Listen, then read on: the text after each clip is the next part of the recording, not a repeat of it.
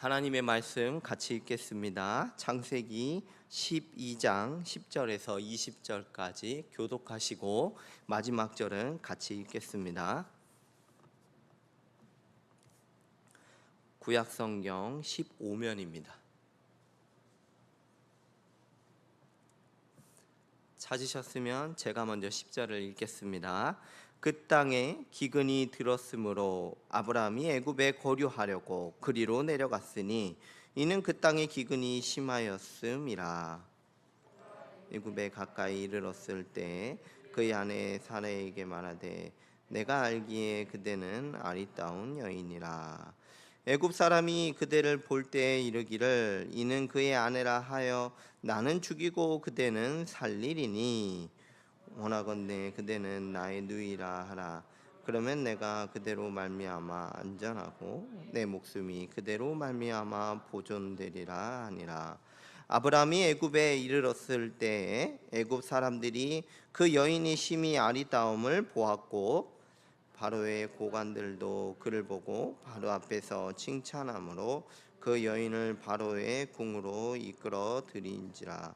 이에 바로가 그로 말미암아 아브라함을 후대함으로 아브라함이 양과 소와 노비와 암수 나귀와 낙타를 얻었더라. 내 일로 큰 재앙을 내리신지라. 바로가 아브라함을 불러서 이르되 내가 어찌하여 나에게 이렇게 행하였느냐? 내가 어찌하여 그를 내 아내라고 내게 말하지 아니하였느냐? 내가 어찌 그를 누이라 하여 내가 그를 데려다가 아내를 삼게 하였느냐? 내 아내가 여기 있으니 이제 데려가라 하고 20절 같이 읽겠습니다. 바로가 사람들에게 그의 일을 명하매 그들이 그와 함께 그의 아내와 그의 모든 소유를 보내었더라. 아멘. 이 시간에 말씀으로 은혜 받기 원합니다. 아브라함은 하나님의 지시하심을 받아서 가나안 땅으로 왔었습니다. 그런데 지금 아브라함이 어디에 가고 있냐면 가나안 땅을 떠나서 애굽 땅으로 가고 있죠. 그리고 애굽 땅에서 벌어진 일들을 우리가 확인하고 있는데요. 지금 잘못은 아브라함이 했는데 근데 벌은 누가 받았습니까? 바로 왕이 받는 모습을 보고 있습니다. 아니 이게 도대체 무슨 일일까요? 우리 상식으로도 이해가 되지 않고 도무지 이것을 어떻게 바라봐야 될지 참 독특한 사건이 아닐 수 없습니다. 우리가 이 사건을 놓고 하나하나 살펴보면서 하나님의 은혜를 받기 원합니다. 아브라함은 애굽 땅에 갔는데요. 그 이유는 무엇이었냐면 이제 흉년 때문에 이렇게 애굽 땅에 가게 되었습니다. 여러분, 하지만 흉년으로 가긴 했지만 가나안 땅을 떠났다, 이 자체가 사실은 심상치 않은 내용입니다. 창세기 26장을 참고해 보면은 이제 이삭이 흉년으로 애굽으로 가려고 한 적이 있었습니다. 그때 하나님께서 이삭을 막으셨어요. 창세기 26장 1절을 제가 읽어드리면은 아브라함 때에 첫 흉년이 들었더니 그 땅에 또 흉년이 들매 이삭이 그랄로 가서 블레셋 왕 아비멜렉에게 이르렀더니 여호와께서 이삭에게 나타나 이르시되 애굽으로 내려가지 말고 내가 내게 지시하는 땅에 거주하라. 물론 여기서 하나님께서 아브라함이 애굽 땅에 가는데 직접적으로 나타나서 막으시거나 아니면은 또 우리가 이 말씀을 봤을 때 하나님께서 또는 이 성경 말씀이 부정적으로 평가하는 말씀은 없습니다. 하지만 가나안 땅을 벗어나서 약속하시고 가라 하신 땅을 떠나서 애굽 땅으로 가는 이 상황이 심상치 않은 것은 사실입니다. 어쨌든 애굽 땅에 거의 도착을 했습니다. 애굽 땅에 거의 다다랐을 때 아브라함이 사라에게 이렇게 말을 합니다. 무슨 말을 했을까요? 이제 11절 말씀에 기록이 되어 있습니다. 같이 보시면 그가 애굽에 가까이 이르렀을 때 그의 아내 사라에게 말하되 내가 알기에 그대는 아리따운 여인이라. 아브라함은 자신의 아내가 어떻다고 알고 있었죠? 이쁜 줄 알고 있었습니다. 아리따운 줄 알고 있었습니다. 이쁘다고 이렇게 고백을 하고 있죠. 여러분, 놀랍게도 이때 사라의 나이가 언제쯤 됐을 것이라고 추측이 되십니까? 12장 4절을 근거로 해서 말씀을 드리면은 이제 최소 65세 이상입니다. 이때 사라의 나이가 놀랍게도 65세 이상이에요. 뭐 지금으로 얘기하면 어떠냐면요, 이제 5년 뒤에 은퇴하실 권사님 나이입니다, 여러분. 근데 이분에게 65세가 되신 할머니가 되신 사라에게 뭐라고 말을 하고 있냐면, 내가 보기에 당신은 정말 아름답습니다, 이쁩니다 하고 고백하고 있습니다. 여러분, 이게요, 놀랍게도요, 객관적인 사실이었습니다. 이게 그냥 아브라함이 뭐 어떤 서비스를 하기 위해서 억지로 지어낸 말이 아니고 정말 객관적으로 이뻤습니다. 왜냐하면 14절에 이 애굽 사람들의 반응을 보면 알 수 있습니다. 14절을 읽어드리면, 아브라함이 애굽에 이르렀을 때 애굽 사람들이 뭘 보았습니까? 그 여인이 심히 아리따움을 보았습니다. 그리고 거기서 그치지 않죠. 15절 보시겠습니다.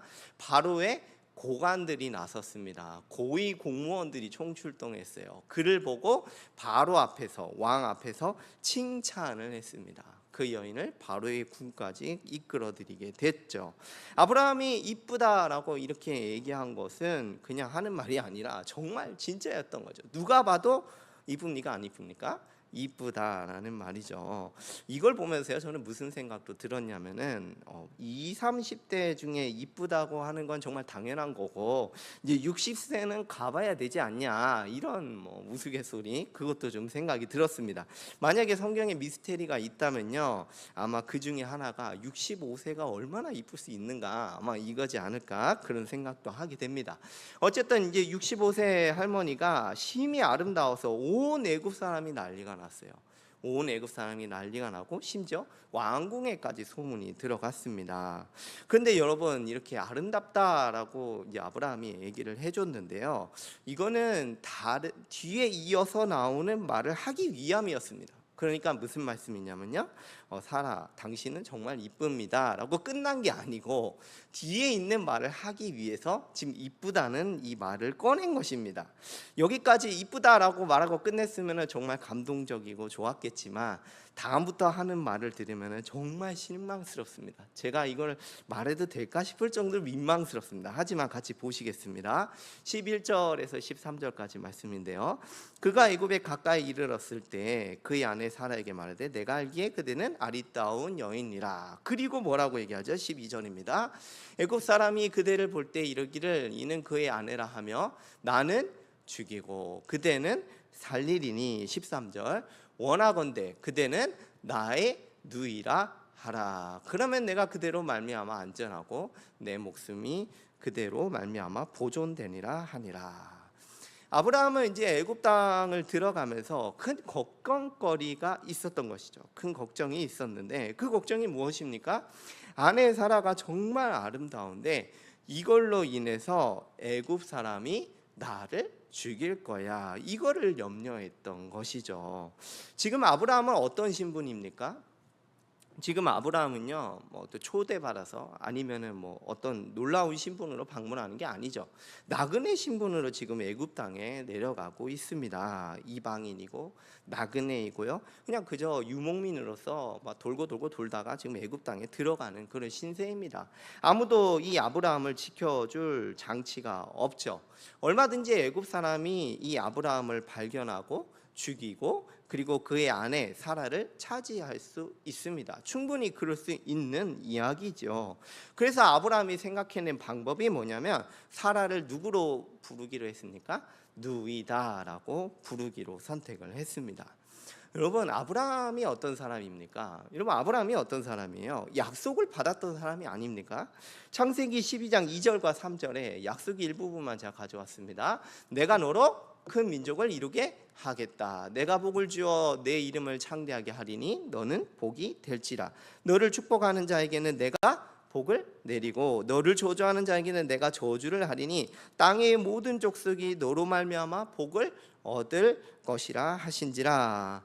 하나님께서 아브라함에게 무슨 약속을 하셨냐면 큰 민족을 이루겠다 약속을 하셨습니다. 그것만 약속한 게 아니고요, 아브라함에게 저주하는 사람은 어떻게 하시겠다고요? 하나님께서 그 사람을 저주하겠다까지 약속을 하셨습니다. 그 누구도 아브라함을 해칠 수가 없죠. 그 약속을 이미 하셨습니다. 아브라함은 이렇게 하나님의 약속에도 불구하고 하나님이 아브라함과 함께 가시고 또 하나님이 아브라함을 지키시고 이 하나님이 또 아브라함을 통해서 큰 민족을 이루실 거고 이 모든 약속에도 불구하고 아브라함은 당장에 자신의 생명을 염려하고 있죠. 하나님의 약속을 믿기보다는 뭐가 더 컸을까요? 애굽의 그 두려움이 훨씬 더 컸습니다. 그래서 생각해낸 게 뭐냐면 바로 사라 아내를 누이라라고 말하는 것이 바로 이렇게 생각을 했던 것입니다. 사실 여러분 족보상 따지고 들어가면요, 사라는 이제 누이가 맞긴 맞습니다. 예, 아브라함과 아주 가까운 친척 관계였습니다. 실제로 이제 누이 관계가 맞기는 맞습니다. 하지만 누이라고 말하게 된다면 이제 이 사라의 그 정절, 아내로서의 정절을 위험에 빠뜨리게 되죠. 누이도 물론 맞지만 그것보다 먼저 뭐를 분명히 해야 되죠? 아내라는 것을 분명히 해야 되는 것이죠. 지금 아브라함은 이 누이라고 함으로 말미암아 무슨 일이 벌어지고 있냐면 자신이 살기 위해서 남을 속이는 상황입니다. 나 목숨 살려고, 나 지금 살려고 거짓말을 하고 있는 상황이죠. 본인도 거짓말을 할 뿐만이 아니라 또 아내 사라에게까지 거짓말을 하도록 종용하는 상황입니다. 아브라함의 믿음이 보입니까? 전혀 이 믿음의 행동은 보이지 않습니다. 하나님이 함께 하심보다 지금 아브라함에게 당장 애굽 사람이 훨씬 더 두렵죠. 여러분 이 말씀을 보면서요, 어쩌면 우리도 아브라함과 똑같을 수 있습니다. 왜냐하면요, 우리가 하나님의 백성으로 살아가지만 우리가 막상 두려움을 맞닥뜨리면은, 어려운 상황을 맞닥뜨리면요, 하나님을 잘 신뢰하지 못하는 것 같아요. 그러다 보니까 우리도 역시 다른 방법을 찾고 찾다가 하지 말아야 될 이 거짓말까지 갈 수 있다라는 것을 생각해 보게 되죠. 하나님보다는 그 무엇이 훨씬 더 크고 두려울 때 심지어 우리가 이 거짓까지 선택할 수 있다는 것입니다. 여러분 하나님이 하신 말씀을 믿으시기를 바라겠습니다. 하나님이 하신 약속을 신뢰하시고 살아가시는 우리 모든 성도님들이 되시기 바라겠습니다. 어떤 상황에 있을 때요, 우리가 이런 두려운 상황을 맞닥뜨릴 때 성령님께서 말씀으로 깨닫게 하시는 것이 있습니다. 또 우리에게 주어진 이 지체를 통하여 우리에게 주시는 그 지혜가 있을 것입니다. 이것으로 말미암아 우리가 하나님의 말씀에 순종하고 신뢰할지 아니면 거짓을 통해서도 모면하려는 것인지 이거를 우리가 판단할 수 있는 지혜가 있을 것입니다. 그때 이러한 상황에 처할 때 거짓보다 하나님을 신뢰하는 성도님들이 되시기를 바라겠습니다. 이야기를 좀 진전시켜서요, 상황이 정말 좋지 않습니다. 왜 좋지 않냐면 애굽 사람이 사라를 보더니 가만두지 않죠. 애굽의 이제 고관들도 빠르게 움직입니다. 심지어 이제 왕의 귀까지 들어갔습니다. 그래서 사라는 어디에 갔냐고요? 애굽 왕의 궁전까지 불려갔습니다.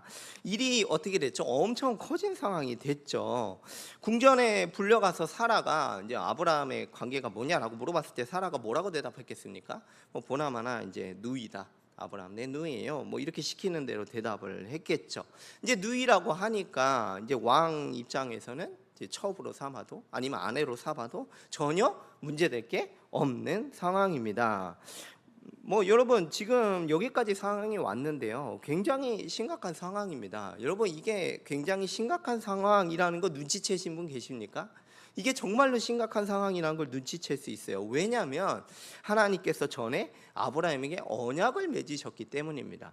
우리가 하나님께서 아브라함에게 맺으신 그 언약을 생각할 때 지금 이 상황은 그냥 그런가 보다 하고 넘길 상황이 아니라 굉장히 심각한 상황이라는 것을 우리가 생각할 수 있습니다. 하나님께서 분명히 너로 말미암아 큰 민족을 이루겠다고 말씀하셨어요. 그리고 그 약속은, 후손에 대한 약속은 사라를 통하여 낳을 후손을 약속하신 겁니다. 하나님께서 많은 민족을 이루겠다 약속을 하실 때는 이 사라를 통하여 하나님의 약속이 성취가 될 것입니다. 사라도 역시 언약의 당사자입니다. 사라도 역시 언약의 당사자였어요.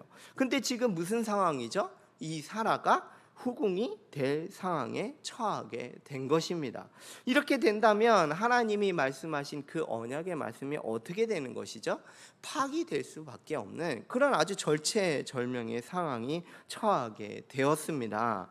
언약을 맺어주신 지 얼마나 됐습니까? 12장 1절, 2절, 3절에서 봤으니까 얼마 되지도 않았어요. 근데 얼마 되지도 않았는데 지금 이 언약이 박살나는 지경에 이르게 된 것이죠. 누구로 인해서 이렇게 언약이 박살내는 지경에 이르렀죠? 바로 아브라함 때문에 지금 언약이 박살나게 생겼습니다. 아브라함 자신만 살려고, 아브라함 자신만 목숨을 부지하려고 뭐가 박살나는 상황이죠? 하나님의 이 언약 자체가 박살나게 될 수 있는 그 지경에 이르게 된 것입니다. 하나님께서 소망도 없고 죄만 가득한 이 세상에 아브라함 딱 한 사람을 불러서 온 인류에 복을 주시고자 했던 그런 원대한 구원 계획은 어떻게 되는 것입니까? 이 아브라함의 불신앙적인 행동 때문에 파기되게 생겼습니다. 여러분, 지금 사사로운 아침 드라마 내용을 보는 게 아니에요. 굉장히 심각한 상황이라는 것을 제가 강조해서 말씀을 드립니다. 이제 끝났다라는 이 생각에, 이제 언약은 파기됐다는 생각에 잠이 안 와야 되는 것이죠. 여러분, 어떻게 하면 좋을까요? 뭐 할 수 있는 방법이 있습니까? 바로 왕을 상대로 무엇을 할 수가 있겠습니까? 아브라함은 할 수 있는 게 없었습니다. 한없이 무력한 상태였습니다. 바로 이때 언약이 깨지기 직전일 때 아브라함의 이 실수와 아브라함의 이것으로 인해서 깨지기 직전에 아브라함은 아무것도 할 수 없는 이 상황에서 이제 하나님께서 개입을 하십니다. 창세기 12장 17절 말씀을 한번 같이 보시겠습니다. 여호와께서 아브라함의 아내 사라의 일로 바로와 그 집에 큰 재앙을 내리신지라.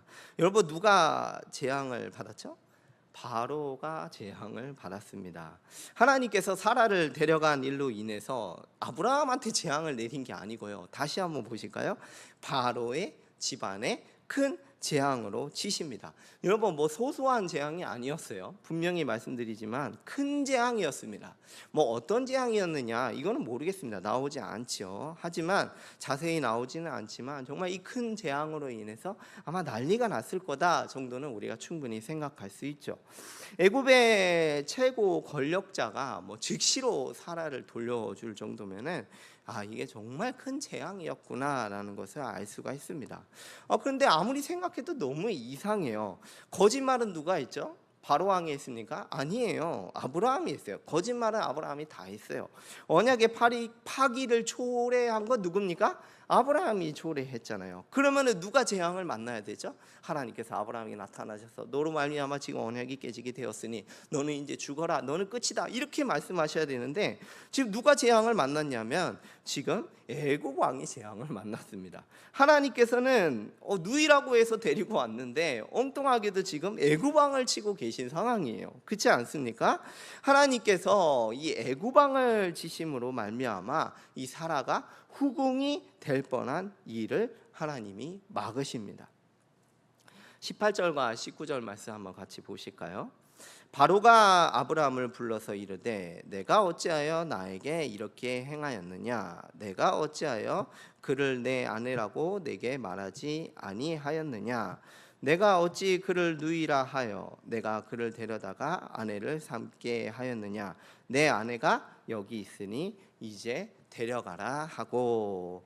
애굽 왕이 얼마나 억울했을까라는 것을 볼 수 있는 대목입니다. 애굽 왕은 속았습니다. 피해자는 애굽 왕이에요. 애굽 왕이 속아서 데려왔다가 졸지에 아주 큰 재앙을 만난 상황이죠. 왕은 즉시로 이 아브라함을 불러다가 왜 그랬는지 묻습니다. 곧바로 아브라함을 불러다가 묻죠. 아마 공손하게 묻지는 않았을 것입니다. 아마도 뭐 호통을 쳤던지 뭐 이렇게 격양된 말로 왜 그랬는지 막 꾸짖는 상황이 머릿속에 그려지죠. 아브라함은 지금 누구에게 꾸짖음을 당하고 있습니까? 이 애굽 왕에게 꾸짖음을 당하고 있습니다.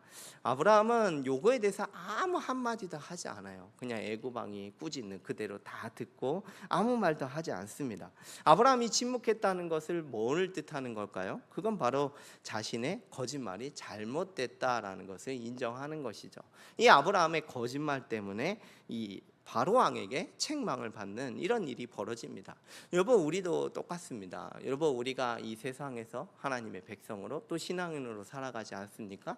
근데 우리가 살아가다가 이 신앙으로 반응하지 않고 만약에 내가 어떤 두려움이나 아니면 내가 생각했을 때 어떤 합리적인 반응으로 하다가 거짓말을 한다면 우리가 누구에게 책망을 받습니까? 세상에게 책망을 받습니다. 만약에 우리가 이 거짓말을 하게 된다면 그때는 뭐 누구나 하는 것 같고 합리적인 것 같지만 결국에는 누구에게 책망을 받습니까? 세상에게 책망을 받습니다. 여러분, 이신칭의 중에 상당한 오해가 뭐냐면 예수님을 믿고 구원받았으니 이제는 함부로 살아도 된다, 이제는 내 마음대로 살아도 상관없다, 바로 이겁니다. 이게 바로 이신칭에 대한 커다란 오해입니다. 여러분, 예수님 믿었으니 믿음으로 구원받았으니 이제 함부로 살아도 된다? 이거는 여러분 참 믿음이 아니죠. 이거는 참된 믿음과 신앙이 아닙니다. 여러분, 우리가 예수님 믿은 자로서 마땅히 주님께 순종하고 우리가 마땅히 이런 믿음으로서 반응하며 살아가야 되는 것이죠. 만약에 우리가 이 거짓말을 하게 된다면, 내가 어떤 두려움에 사로잡혀서 거짓말을 하거나 불신앙적인 행동을 하거나 그런다면 결국에는 뭐가 있다라는 것을 우리가 배우게 되죠. 세상의 책망을 받게 됩니다. 세상의 조롱을 받게 됩니다. 여러분, 우리가 한국교회가 세상에서 어떤 이 박수를 받는 상황입니까? 안 그런 것 같아요. 그렇죠? 아니지 않습니까? 세상에서 조롱받고 비탄받고 오히려 정죄받는 게, 세상이 정죄받는 게 아니라 도리어 우리 세상 교회가 정죄받는 그런 상황에 있다는 것을 여러분 알고 계실 것입니다. 여러분, 믿음으로 반응하시기 바라겠습니다. 신앙인으로서 살아가시기를 바라겠습니다. 우리가 이 세상에 지탄을 받는 것이 아니라 오히려 이 세상에서 정의를 행하고 공의를 행하고 우리가 정직하게 행함으로써 우리가 하나님의 백성으로 살아가시는 모든 성도님들이 되시기를 바라겠습니다. 여러분, 애굽왕이 이제 이렇게 질책을 하고요, 아브라함에서 책망을 하고 아브라함은 한마디도 못했습니다. 그러면 이제 아브라함을 데려다가 어떻게 할까요? 만약에 제가 애굽왕이면은 이제 뭐 혼낼 거 다 혼냈으니까 감옥에 감금시킬 것 같습니다. 저 같으면 감옥에 감금시키고 그 다음에 뭐 좀 더 화나면 뭐 채찍질도 할 수 있고요. 아니면은 뭐 배상을 좀 요구할 수 있지 않을까요? 너 이제 이거에 대한 배상을 해라. 그러면 좀 꺼내줄게. 뭐 그러지 않겠습니까? 충분히 그럴 것 같아요. 저 같으면요. 근데 여러분, 20절에 보니까 놀랍습니다. 20절 한번 같이 보실까요? 바로가 사람들에게 그의 일을 명하매 그들이 그와 함께 그의 아내와 그의 모든 소유를 보내었더라. 순순히 보내줬습니다. 심지어 모두 같이 보내줬죠. 소유까지 다 챙겨서 보내줬습니다. 앞에서 제가 말씀을 안 드렸지만은 이 애굽왕이 이 아브라함에게 사라를 데려오면서 많은 재산을 줬습니다. 근데 그거 다시 안 뺐고요, 그냥 그대로 그대로 그냥 가지고 나가게 합니다. 잘못은 누가 있습니까? 아브라함이 했죠. 근데 애굽왕이 아브라함의 털끝 하나도 건드리지 않습니다. 바로 즉시로 아내를 돌려주게 되죠. 심지어 자신이 받았던 그 선물도 다 가지고 나가는 것으로 이야기가 마무리가 됩니다. 여러분, 이야기를 이렇게 좀 살펴봤는데요, 성경에 실제로 일어난 이 말씀을 살펴봤습니다. 여러분, 좀 이상하지 않습니까? 이상해도 너무 이상합니다. 잘못은 아브라함이 했다는 거 이게 너무 분명해요. 그런데 재앙을 만난 것은, 속아서 또 거기 플러스 재앙까지 만난 것은 애굽왕이었습니다. 여러분, 이 사건을 두고 우리가 어떻게 봐야 될까요? 이것이 우리에게 말씀하시는 것이 무엇일까요? 하나님 앞에서 이 아브라함이 언약에 실패했음이 자명합니다. 아내를 누이라 속였고 정말로 후궁이 됐다면 언약 자체가 깨질 뻔했습니다. 아브라함은 어리석었고 연약했고 넘어졌고요, 언약을 깨트리는 그 믿음을 찾아볼 수가 없었어요. 근데 여러분, 하나님은 어떠셨나요? 우리가 이 사건을 보면서 하나님은 어떠셨습니까? 언약을 보존해 내셨습니다. 여러분, 하나님은 어떤 분이십니까? 이 말씀을 보면서 하나님은 과연 어떤 분이십니까? 이 사건을 통해서 하나님께서 언약을 지키시는구나, 이것을 분명하게 보여주는 놀라운 사건입니다. 사람은 어리석고요, 하나님의 언약을 믿지 못하는 행동을 할지라도 하나님께서 끝까지 이 언약을 지켜 나가시는구나. 하나님께서 맺으신 이 언약을 안전하게 만드시고 반드시 성취하시는구나. 이것을 우리가 확인하게 됩니다. 아브라함은 이 사건을 겪으면서 무슨 생각을 했겠습니까? 나는 하나님을 믿지 못하고요, 언약을 위태위태하게 했지만 하나님은 어떤 분이시다? 약속하신 언약을 반드시 이루시는 분이시구나. 언약의 성취는 내가 하는 것이 아니라 누가 하신다? 하나님께서 하시겠구나. 바로 이것입니다. 여러분, 반대로 뒤집어서 한번 말씀을 드려보겠습니다. 이 언약의 성취가 만약에 사람에게 달렸다면 어땠을까요? 여러분, 이 언약의 성취가 사람에게 달렸으면 어떻겠습니까? 잘 모르시겠습니까? 그러면 여러분 자신을 생각하시면 딱 답이 나옵니다. 언약의 성취가 만약에 나에게 달렸다면 어떨까요? 너무나 불안한 일이죠. 여러분, 저를 보십시오. 너무나 불안하지 않습니까? 언약의 성취가 저에게 달렸다면 너무너무 불안할 것입니다. 여러분, 나 자신을 봐도 언약의 성취가 나에게 달려있다면 너무 불안한 일이죠. 나처럼 하나님의 약속을 잘 믿지 못하는 사람도 없습니다. 나는요, 어리석은 사람이죠. 여러분, 우리는요, 실수하는 사람입니다. 조금만 속상하면은 딴 생각 품는 게 바로 나고 우리 여러분 아니겠습니까? 여러분, 믿음이 막 있는 것 같아요. 믿음이 굉장히 뜨거운 것 같아요. 근데 금세 그 믿음이 식어버리고 불신앙적인 행동을 하는 게, 그게 바로 우리의 모습이 아니겠습니까? 만약에 이 언약의 성취 여부가 우리한테 달렸다면 너무너무 불안해서 아마 뜬 눈으로 밤을 지새웠을 것입니다. 그러나 감사하게도 이 언약을 누가 이뤄나가시느냐, 오늘 말씀에서 분명하게 확인했습니다. 이 언약을 하나님께서 이루어 가십니다. 성취까지 하나님께서 반드시 이루어 내시겠구나, 이것을 오늘 말씀에서 확인할 수 있습니다. 비유를 하나 말씀드리려고 합니다. 좀 이해를 돕기 위해서 비유를 말씀드리면요, 마치 서울에서 출발해서 목적지 부산을 향해 가는 기차와도 같습니다. 하나님은 이제 기차장이 되셔서 이 기차를 부산 목적지로 딱 끌고 가시죠. 근데 그 기차 안에 타고 있는 거는 우리라고 한번 생각을 해봅시다. 나는 그 기차 안에 타고 있습니다. 한번 상상해 보시겠습니까? 기차는 이제 부산으로 쭉 가고 있는데 나는요, 반대 방향으로 가고 있습니다. 기차 안에서 막 반대 방향으로 가고 있어요. 가는데 그것도 이제 그냥 점잖게 가는 것도 아니고 막 뛰어서 반대 방향으로 막 가고 있다고 생각을 해보십시오. 기차는 부산을 향해서 가고 있고 나는 서울 방향으로 기차 안에서 막 뛰어가면서 가고 있습니다. 여러분, 기차는 어디에 도착했을까요? 저기 북한에 갔겠습니까?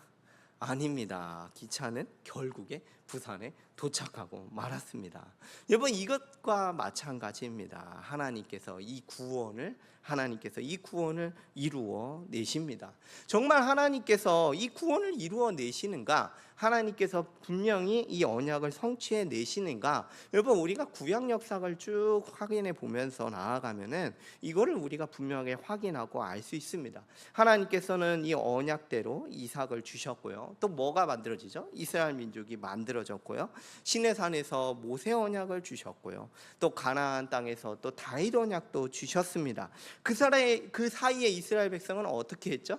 계속해서 언약을 깼어요. 하나님을 믿지 못하고 언약을 깨고 또 깨고 또 깨고 계속해서 깼습니다. 그럼에도 불구하고 하나님은 어떻게 하시죠?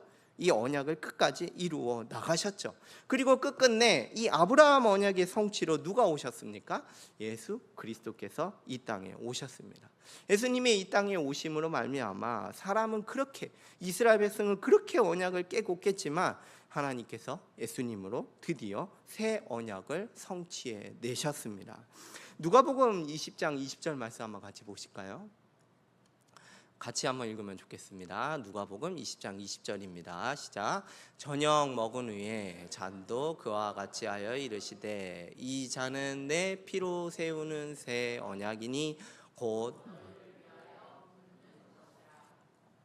아멘. 여러분, 언약은 우리가 이루어 낸 게 아닙니다. 우리가 20절 말씀을 봤지만 내 피로 세운 것이 새 언약입니다. 우리의 피가 아니라 내 피가 아니라 예수님의 피로 세우신 언약입니다. 예수님으로 우리를 피로 말미암아 새 언약 백성 삼으시고 우리를 구원해 내셨습니다. 그 십자가에서 우리의 그 언약적인 실패에 대한 저주도 받으시고 순종에 대한 그 의무도 이루어 내셨습니다. 우리의 실패, 우리의 연약함, 우리의 믿지 못함, 그럼에도 불구하고 하나님께서 예수님을 통해 주도적으로 이 새 언약을 성취해내고 마셨습니다. 여러분, 이 언약은 구원과 관련된 것입니다. 구원을 우리가 이룬 게 아니었어요. 이것을 하나님께서 이루어 내셨습니다. 아브라함과 우리의 차이점이 있다면 무엇이 있을까요? 아브라함과 우리의 차이점이 있다면요, 우리는 이미 언약의 성취를 맛보고 있죠. 아브라함 언약의 성취가 이 새 언약입니다. 언약을 성취해내시는 이 하나님을 믿으시기를 바라겠습니다. 여러분, 혹시 우리 중에요, 구원의 확신이 없어서 불안하고 흔들리시는 분이 있습니까?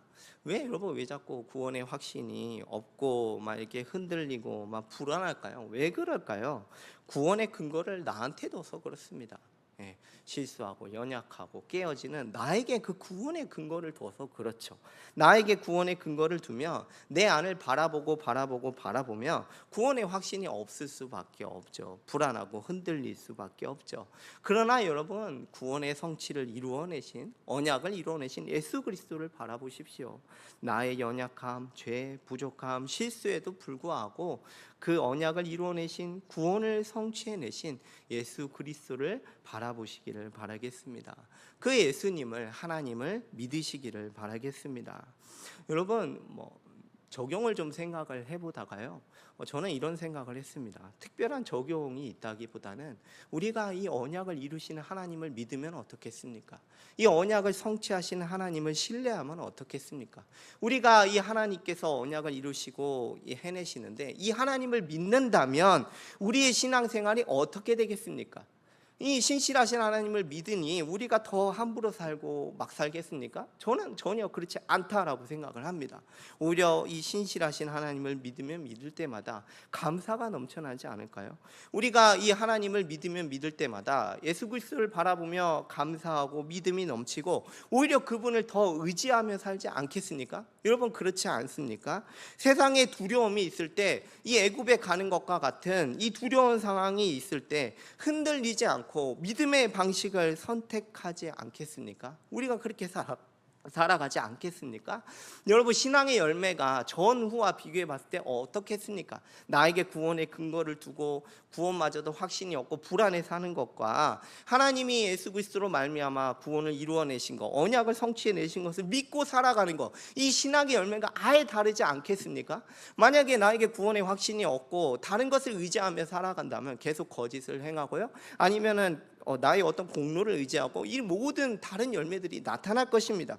그러나 우리가 하나님께서 우리를 예수님으로 말미암아 구원을 이루신 것을 믿고 신뢰한다면 그 신앙의 열매가 아예 다를 것입니다. 감사함으로 행할 것이고요, 그리고 신뢰함으로 행하며 살게 될 것입니다. 여러분, 감사함으로 행하시기 바랍니다. 신뢰함으로 행하시기 바랍니다. 여러분, 믿음으로 행동하시기 바랍니다. 여러분, 불신앙으로 행하는 것, 이것은 결국 거짓말을 행하는 것입니다. 거짓말을 이루어지게 되어 있습니다. 세상의 책망을 받게 되어 있습니다. 하나님께서 우리 예수 그리스도를 통하여 이 언약을 이루신 것을 깊게 묵상하시고 우리 예수님을, 우리의 하나님을 깊이 신뢰함으로 행하시는 모든 성도님들이 되시기를 바라겠습니다.